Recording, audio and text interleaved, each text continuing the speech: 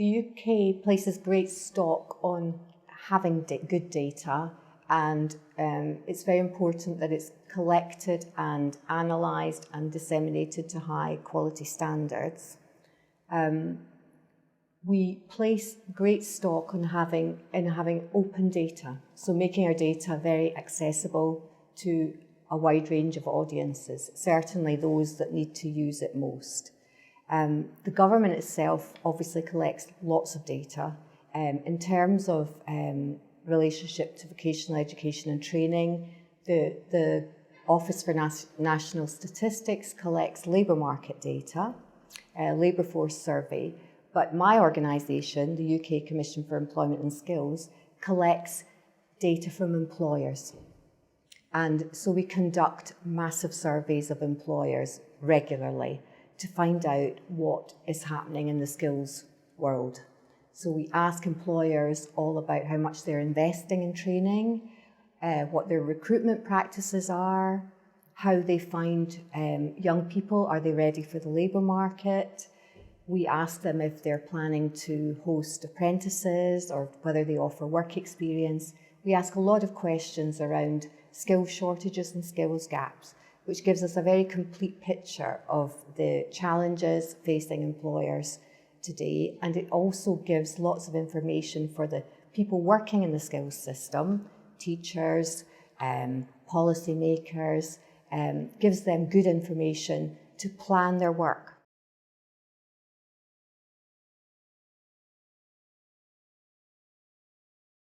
The role of the UK Commission for Employment and Skills is really to form a bridge between the government and employers and to provide the employer voice at national level in the skills system.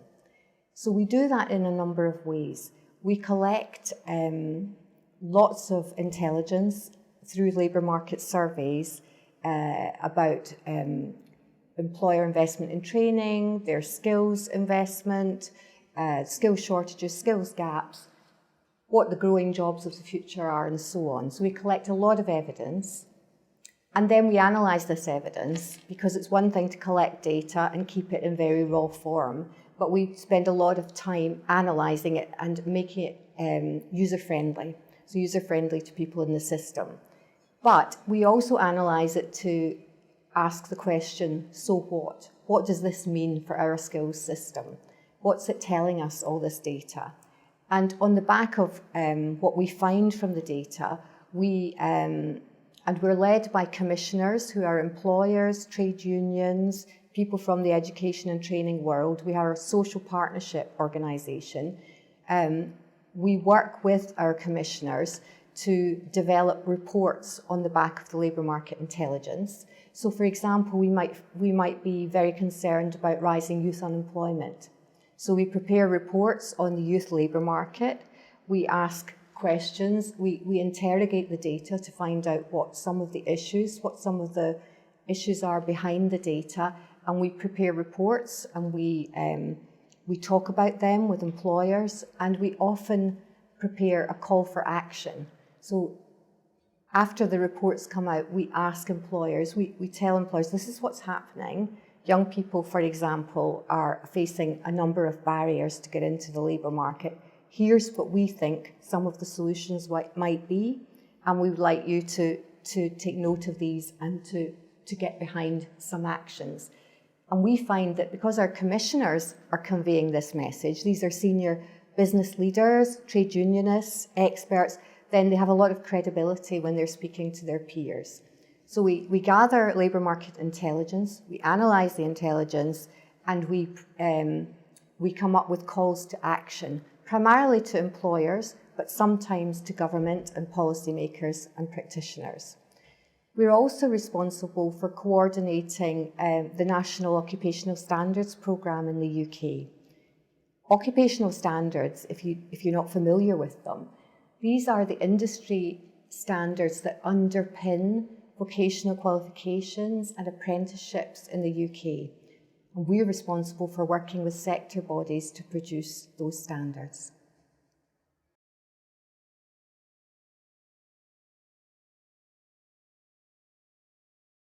I think the strength of the UK system with regards to labour market intelligence is that we don't just collect data and leave it sitting on a shelf. We break it down and we make it very user-friendly. So we know that all the effort that goes into collecting data is really no use unless you make it available in a format that people can use. So we spend a lot of time planning our surveys so that they can be filtered in various ways. For example, we can filter our data by sector, by size of employer, by locality in the country, so by region, and that makes it very useful for a whole range of users. So that's a great strength. We've also managed to bring together different data sources to, for example, careers-related LMI, and that means data that relates to jobs, to pay, to vacancies, to jobs growth, to skill shortages. We've brought them all together into a portal called LMI for All, and we've made this portal available to private developers who can pick it up and use this very robust data and make it into user-friendly apps, user-friendly applications that appeal, for example, to young people and their parents, and they can use it to help inform their career choices.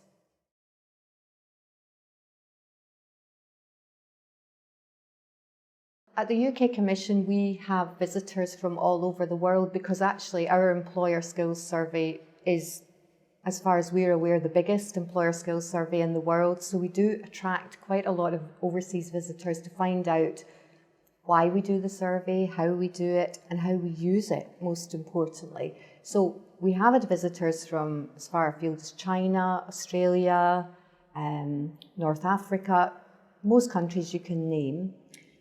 But recently I was in Bahrain working with a British company and as a guest of the British Council, where the government there is setting up a labour market observatory.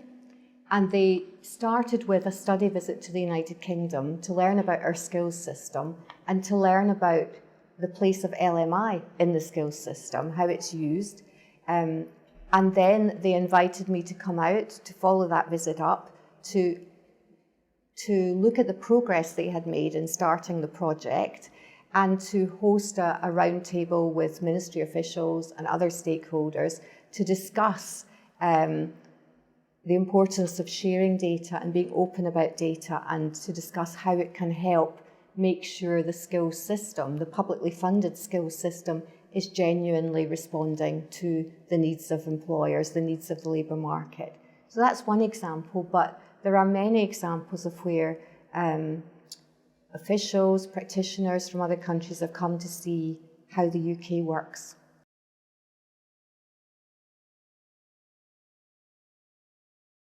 I think there are a number of great ingredients that have to come together to ensure that the right labour market information is collected.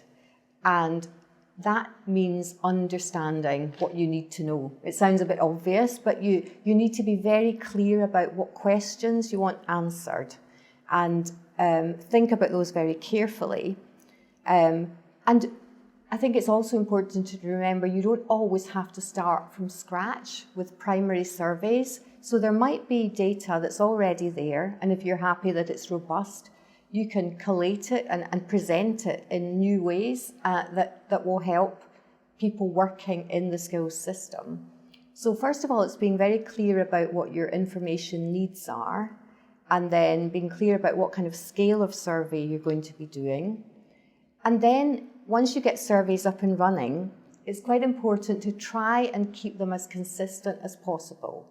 Obviously, you will want to change some questions from time to time, but the more you can keep the surveys stable, the more you can tell if trends are developing in the labour market or not. So you can track responses from years gone by and you can see movement in the labour market, and that's very important and very useful because it begins to tell you whether your skills system is making any impact, any positive impact, if it's having if it's doing its job, basically.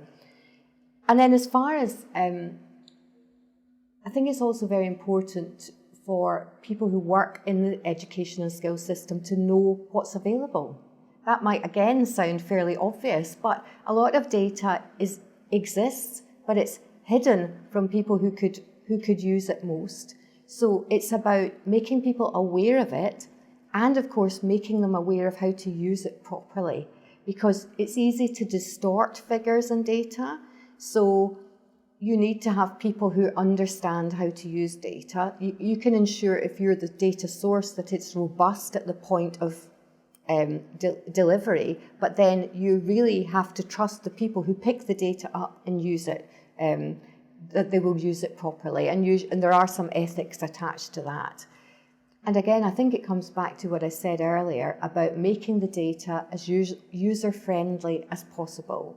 So the more you can break it down for people, produce analysis on the back of raw data to explain in layman's terms, in simple terms, what the data is telling us.